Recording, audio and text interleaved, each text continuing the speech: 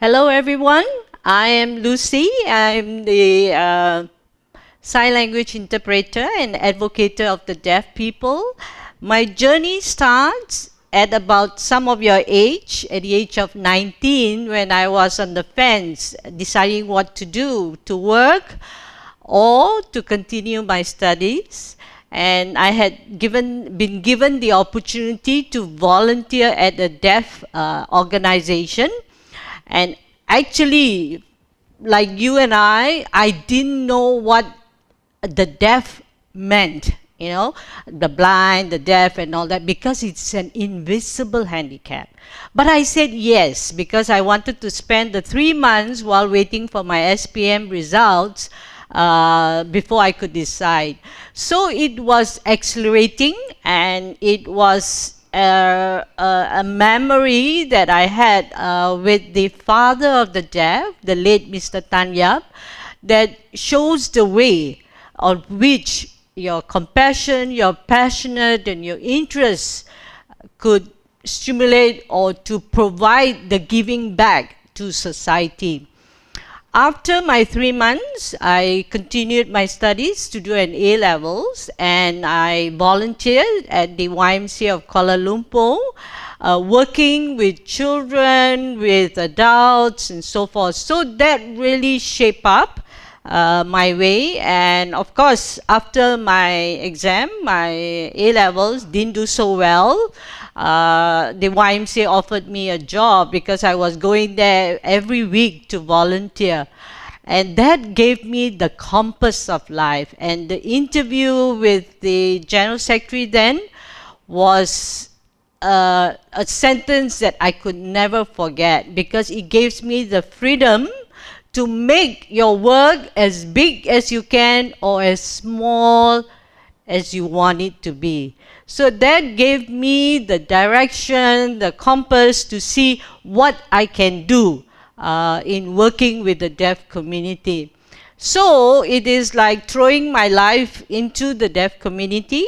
We have a deaf center there, and it's like I've set up the parent support group, the Friends of the Deaf Club, just like what Abby and their team of the interpreters were doing, teenagers club, after school care, and so forth. So with the deaf community, I found a purpose.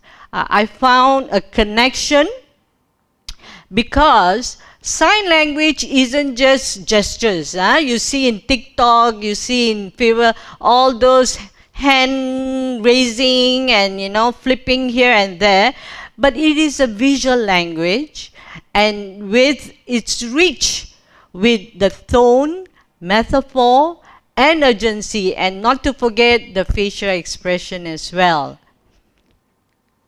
So, but in the deaf community, that connection happens through the hands, and speak with our hearts that listen to them. So with the hands that move, there comes our voice to support what they are trying to say.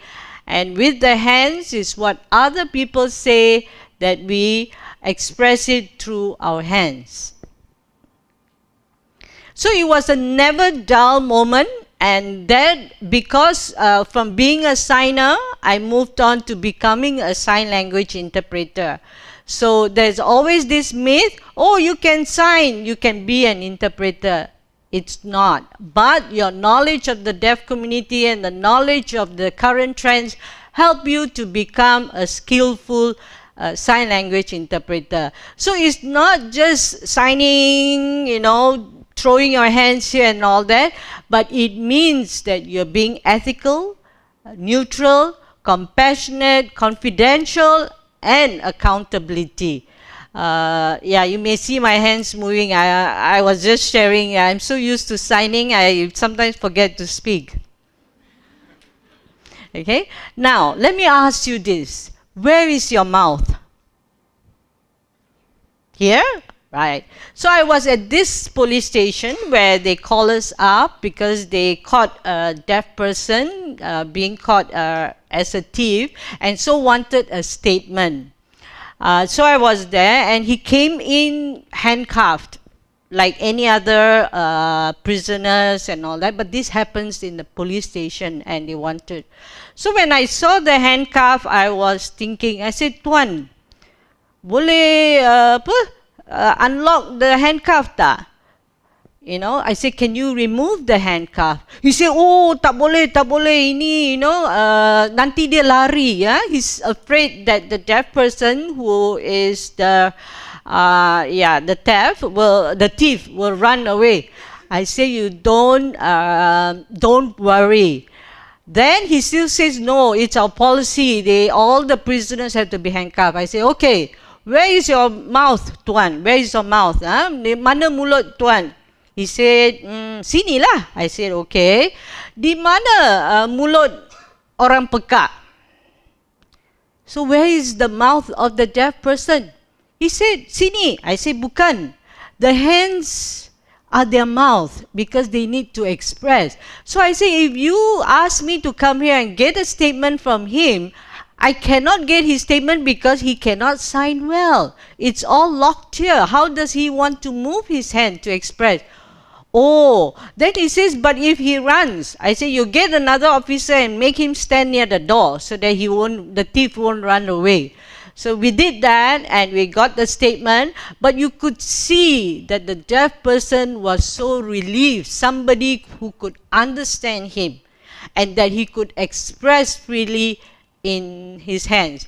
So now whenever I go for my court interpreting or even police, the first thing I would do when I take the oath is to tell our magistrate, Young Arif, please open up the handcuffs so that I can take or read the messages that he would reply in the question. So this has become so-called my guiding tips or myself to remind myself that the deaf people also has to need or require justice in their work.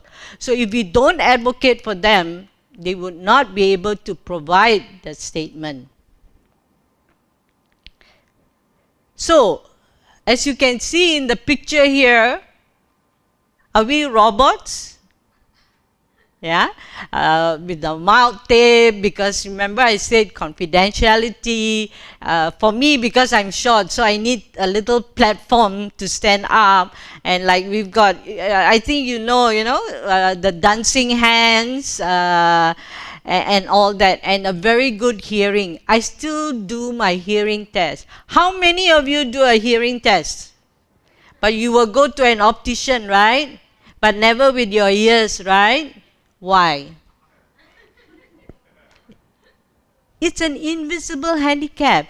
And I've met a number of university students because they put the earphones and you go to your pub, disco and all that.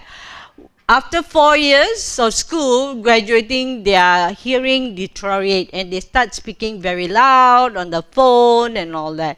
So this is my advice. Don't spend so much time on your earphone. Protect your ears. And why not? Some shopping malls have got these hearing aid companies. Go and try and check your hearing. But a skilled interpreter doesn't just translate. Or what do you want to say? Because we create meanings and we also create emotions because we are not signing like that. And there are nuances, the feeling. So we also interpret your tempo, the voice. If the presenter is speaking, today is a very good day, I find. So the interpreter will just do this. But if the if the speaker is, with emotions, with feelings and all that, the interpreter don't just stand there. Okay, so that is the work that we do. But it also means we are human. We are not robots. I want to relate to you this story that I've encountered in a hospital. I do a variety of settings.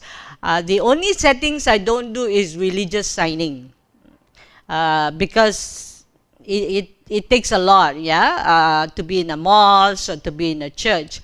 So this happened when a deaf friend of mine was in the hospital. He was admitted, and he says you must come at 7:30 in the morning because that's where the doctor do the rounds. And he has missed it some mornings, so that particular morning I was there. And the doctor came in with his laptop and, okay, I see that you have got lung cancer stage 4. I'm like, if you tell it to a hearing person, we are also shocked. What more I have to relate to the deaf person? And the first thing that he asked the doctor, how long more can I live? I have a son who is 15 years old. He's deaf. I have my second son who is 10 years old. So all he was thinking of is the livelihood of his 2 children, and not forgetting about his sickness, of course, questions after questions, and there were tears in his eyes. But I couldn't comfort him because I was interpreting. All I could do was with my eyes, and I just showed the tissue paper. Because I couldn't tap on his back and say I'm sorry and all that, because we are being neutral, we are being ethical, and that is our work. So again, all these incidents is the emotional weight we interpreters carry.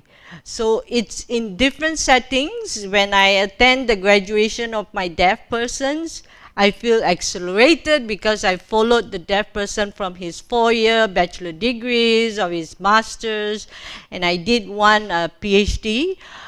The feeling cannot be expressed. You feel so proud, you feel so that you have done something, that he was able to graduate in his program.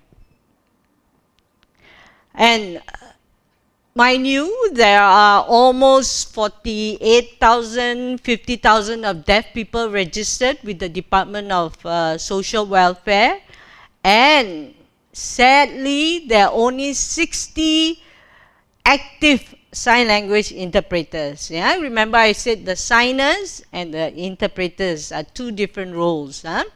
So it is equivalent to 1 sign language interpreter to 800 people. So I am appealing to y'all, and I always tell that to young people, sign language interpreting is a classic job. It won't die. Of course, you're saying AI is coming and all that, but AI cannot follow our facial expression, cannot, express our emotional thing and all that. So this is the dire state of the deaf people. And I spoke to a deaf person. He says, if you see any deaf people and you want to make friends with them, please just say hello. So we are the bridge between 2 worlds. Of course, we all live in one world, but for the deaf community, we have the hearing world and the deaf world, and we transmit the information accordingly. We provide communication accessibility for them to participate in any event like what you see today. We have a group of our deaf friends here, and our interpreters are here to support in the communication. And this is our applause for the deaf people. And if I'm not interpreting and not sebok here, sebok there, I like to cook. I'm a pranakan, I'm a nyonya, and so I do that because it is a human connections. So my house is always called the resource center, the welfare home and all that. The doors are always open to welcome the deaf people or the hearing interpreters.